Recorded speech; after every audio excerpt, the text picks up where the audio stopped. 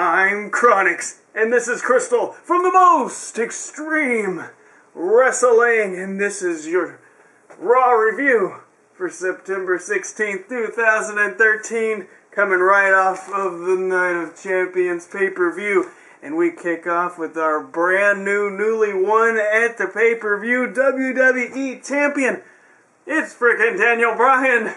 And we're all going, yes, and we're all excited because we're like, man, this man, he's finally got it. Because I know he got beat down, he got screwed out of it at SummerSlam, but now he's a two-time champion. And this time they're not going to take the belt off of him. No how, no way, right? Wrong.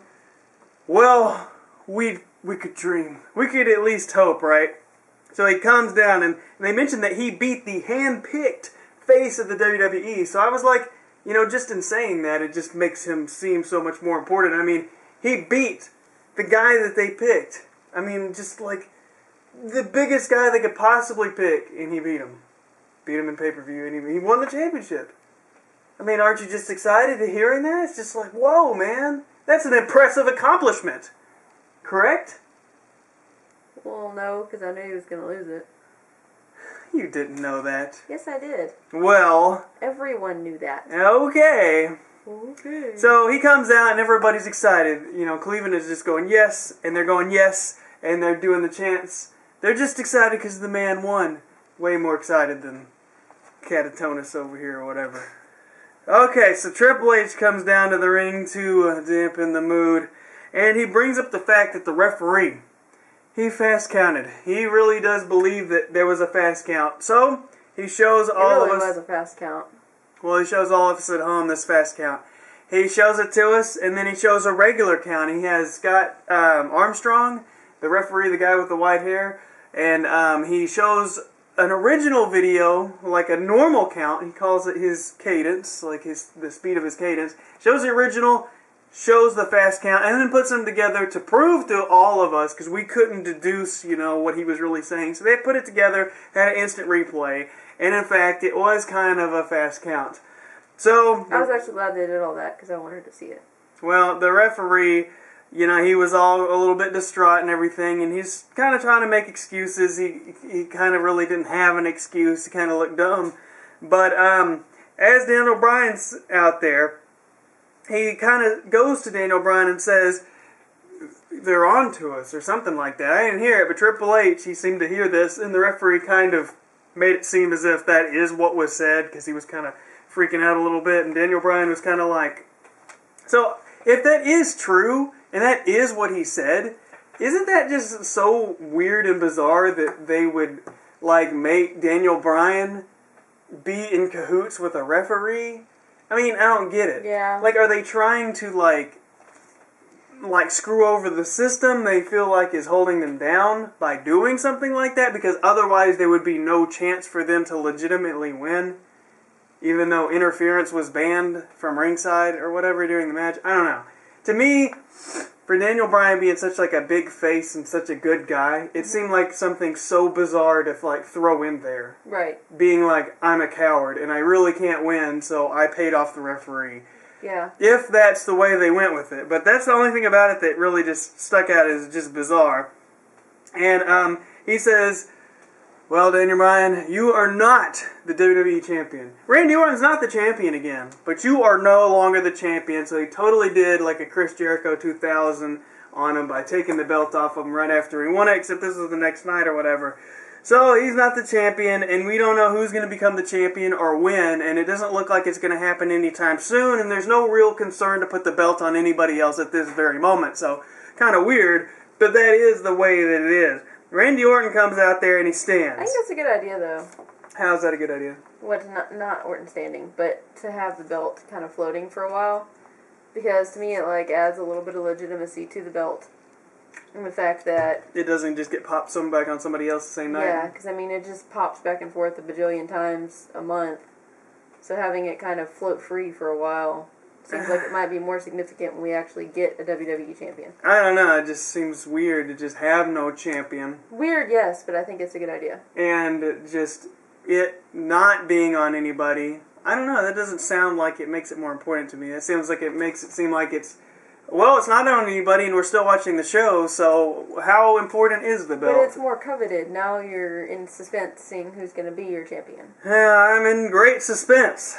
As Randy Orton gets out there, and he stands, and he wants the belt to be given to him, and Triple H is basically like, no. Bryan looks at the belt, he's looking at the belt, and Triple H is like, give me that belt, because it's no longer yours, and he's just looking at it, and he has this great look on his face. He has this look on his face, like as if he looks at it, and as he slowly starts to look up at the sky, as if, you know, I mean, he's got Triple H on one side, he's got Randy Orton on the other side, he's about to get jumped if he didn't get the belt, but he's giving this look as if I could just ignite my rocket boots right now, and just fly right out of here with the championship. Like, it was very inspiring, but unfortunately that didn't happen. I was hoping. It didn't happen, and he had to like give up the belt basically after he got beat up and got the RKO and everything. Backstage, Randy Orton is very upset at Triple H. He was like overacting. He was like, "Why won't you give me the belt?" And it was just, and then Stephanie, man, she topped him. She started screaming and being like, you know, you need to go back to your old ways where you would beat up my husband in front of me while I was tied to a tree. You know, because that's what the Orton crap? You know, basically. That was weird.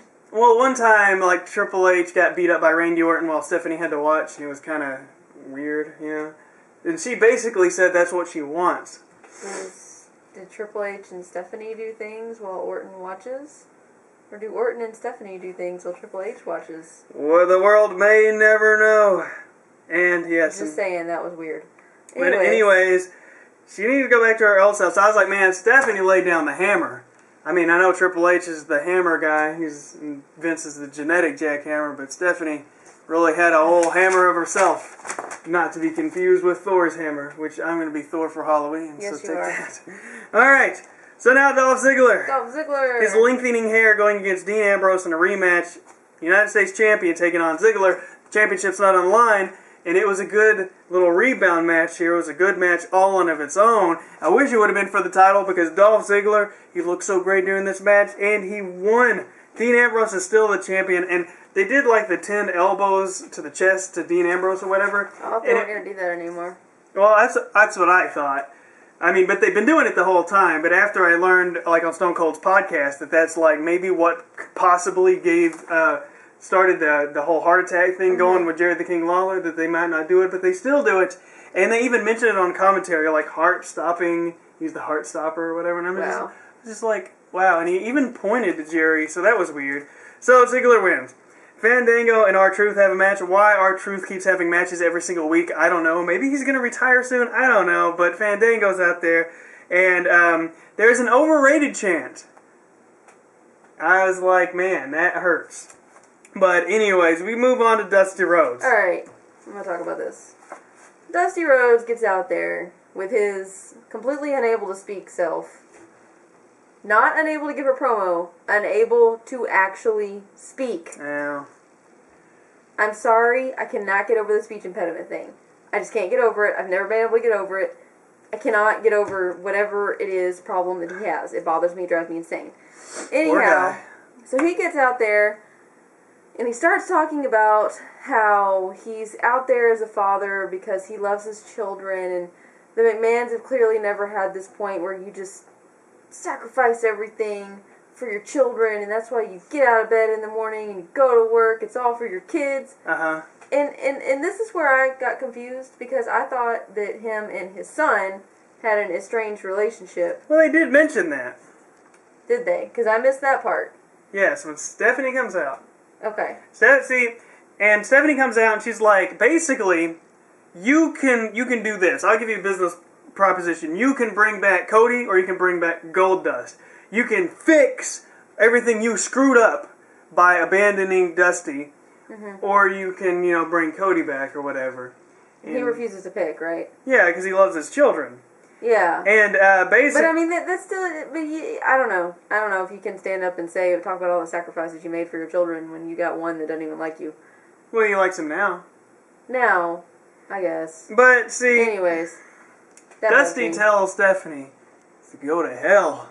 And so the Shield comes out, which I love that. Like, the intensity of the Shield coming out at that particular moment was greatness. Yep. And they beat the crap out of Dusty or whatever, and Stephanie says, "Knock you out," and basically, No, see, that's the thing. No, wait. Make one choice. So I make you make another choice. Okay. That's not what happened.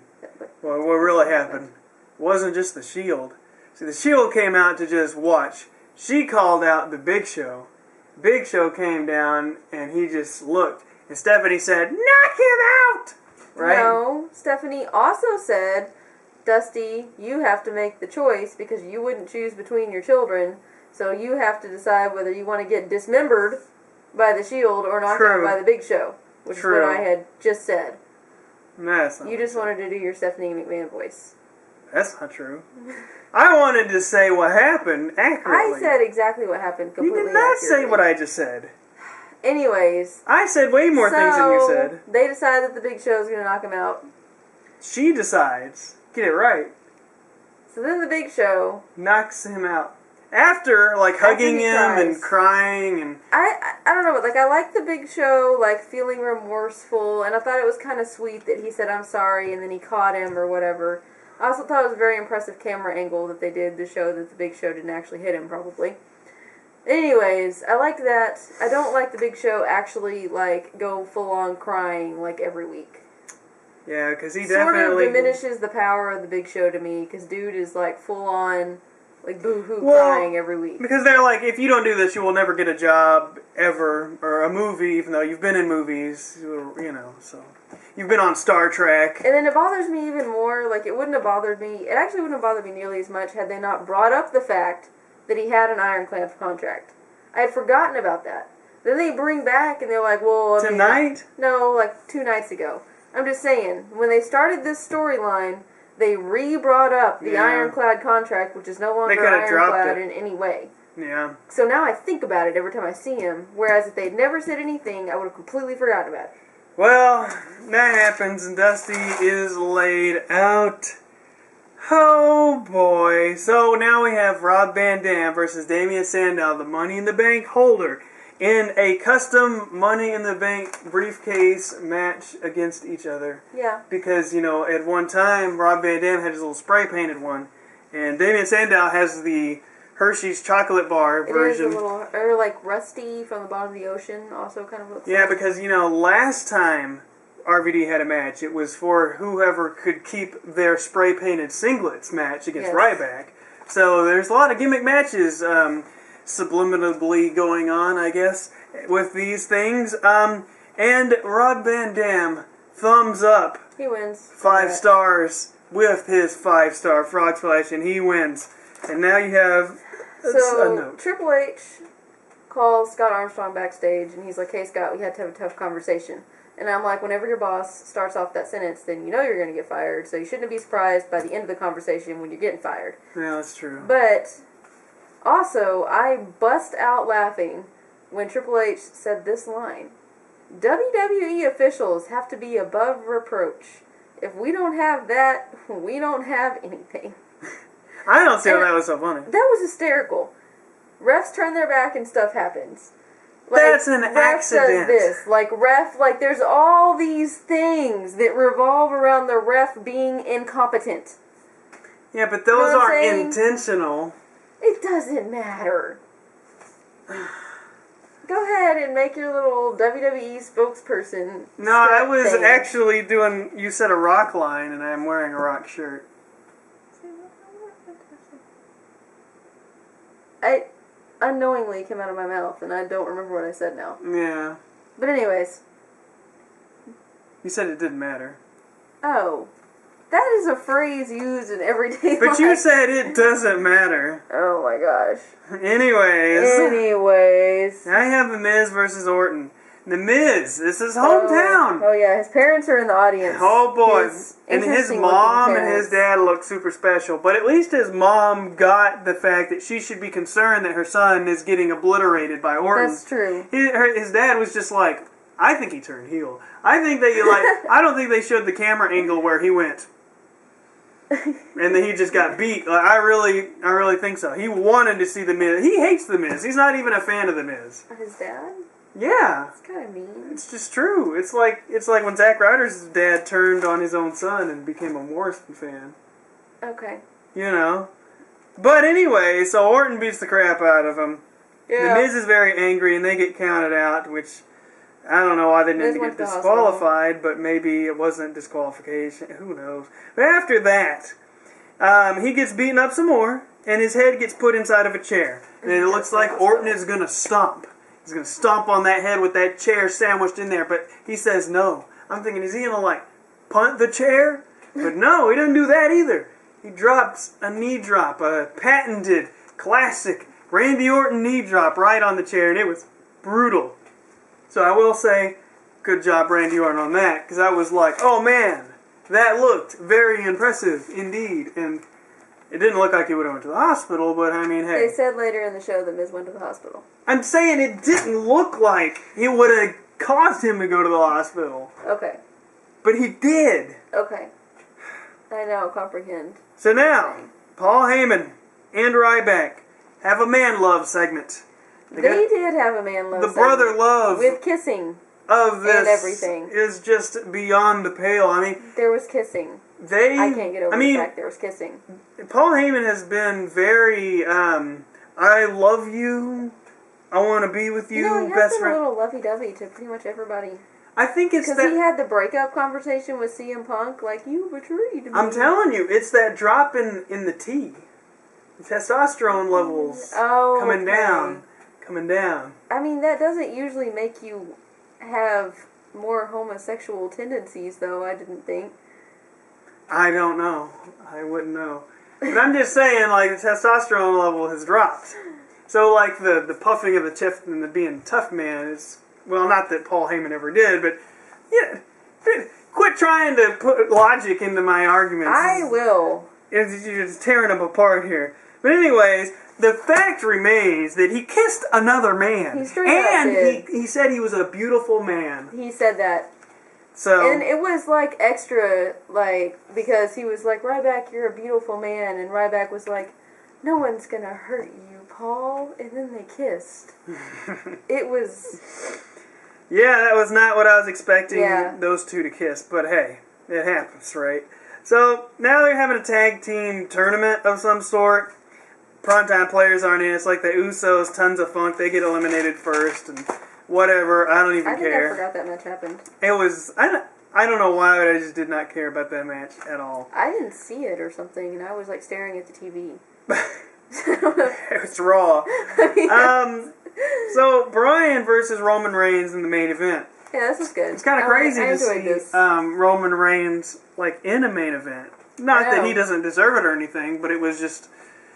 didn't expect a one-on-one match with him. I like watching him. I still like him best out of all the Shield people. He looks like he should be... even though apparently he doesn't have blue eyes. I swear he did. You're insane. I saw him. He looks like he should be in a heavy metal band. He does look like that. Death metal band. Yeah. Looks like he should be the guitarist of Cannibal Corpse. Right. Perhaps. Well, not the guitar... well, yeah, guitarist. You can replace the guitarist. You can't replace the bass player. You can't replace Alex Webster. True. One of the few bands you could replace the lead singer and not the bass player. Very true. Probably the only band. Except for Rush. And they're one and the same because you got the lead singer and the bass player. That's true. Tom Sawyer. That's true. And other hits to be listed. Yep. Okay. So, they have this match, and it was a very good match. Not the WWE champion anymore. So think about this. Bryan is a former 2-time champion in the span of like a month. You know what? I guess that's true. Isn't that insane? Yeah. And no legitimacy. See, well, I don't think that the amount of times you hold the belt matters at all anymore. It doesn't.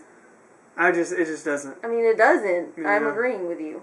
It kind of sucks, but I mean, that's just the way it is now, I guess. Because they pass it around like candy. Yeah.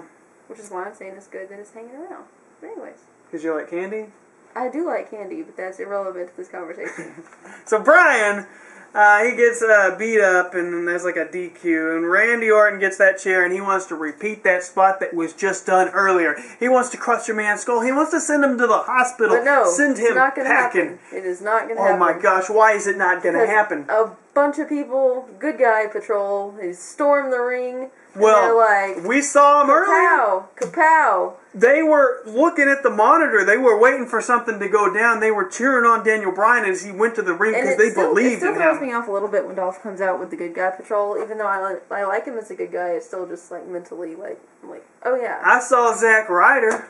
Did you see Zack Ryder? I did. I did not see Zack Ryder. I saw Kofi Kingston. I saw the Primetime Players. Yeah. Truth was in there, and I saw Dolph. Quit looking at my notes. Rob Van Dam. I was naming people I actually saw. And, okay. So Seth Rollins, he tries to get in there. The Shield, they try to, like, show some offense. Because, I mean, the match was over. They were totally doing the beatdown on Daniel Bryan, all three of them. So they come in there and they clean house, all these good guys, right? Right. And you know how I always say, Seth Rollins, he dies every match. Boy, did he die this time. Man, here comes Daniel Bryan with that flying whatever he does, the running move, and he hits that dude. I think he died for real. I mean, that's the move. What is that move called? Like the move that beat Cena or whatever. I don't know. But anyways, he comes in there and he just knocks his block off, crumbles and he lands right on his head. He folded in half. I'm gonna have to rewatch a replay, but I swear when he pops up, he reaches up and grabs RVD and says something to him, and RVD is just like, what? And then he rolls out of the ring. Maybe I'm crazy. Maybe he was just in the wrong place, and he's just like, oh my God, I don't know. But it really looked like I thought he was hurt for reals this time because he grabbed him and said something. Maybe it's in my head. I will rewatch it and see if I remember correct or not. But Raw did not have CM Punk. Did you notice? I did. Oh, well, I did too. Only because you pointed it out. To be fair. Well, so Raw survived without him. It survived without John Cena. I thought it was actually kind of better tonight. I liked it. Not necessarily because they weren't there, but it was, in fact, better tonight. I heard a lot of people hating on the show on Twitter during the show, but I didn't really see that. I thought that this show was better. Good. I think we're on the upswing of Raw. I even thought that the whole little the corporation thing or whatever it's called that they're doing, I thought it actually made more sense this week a little bit. Maybe. It didn't seem as offensively incorrect with history to me. I don't know, but I enjoyed it. I didn't like that Daniel Bryan lost the championship, but I wasn't really too surprised that he lost it. But I did like the good guy patrol at the end, but now probably all those guys are going to get fired or something. It was cool because they lifted, Daniel Bryan on their shoulders. Yeah, like he won it. See, that's crazy. They lifted him up like he won a championship, but did he win a championship? No, but people were that excited. Because they love Daniel Bryan. Because he finally freaking won something. But see, the thing is, I don't think that even needs a championship at this particular moment. I mean, he deserves it. Yeah. He should have been champion, but what are they going to put him on for a third time in 2 weeks? Seems kind of stupid. Or in a month? I don't know. But anyways, the fact remains that the man is super duper popular, beyond belief. Yeah, he gets cheered more than anybody else in the entire company. Yeah, he does. Dolph Ziggler's still getting cheered, and he's barely winning anything. It's true. So, the fans are still holding strong, even though sometimes we're like, oh, he's never going to make it. So, I don't know. Daniel Bryan is a special case. Dude's got, charisma. I just, watched his NXT debut where he did his promo.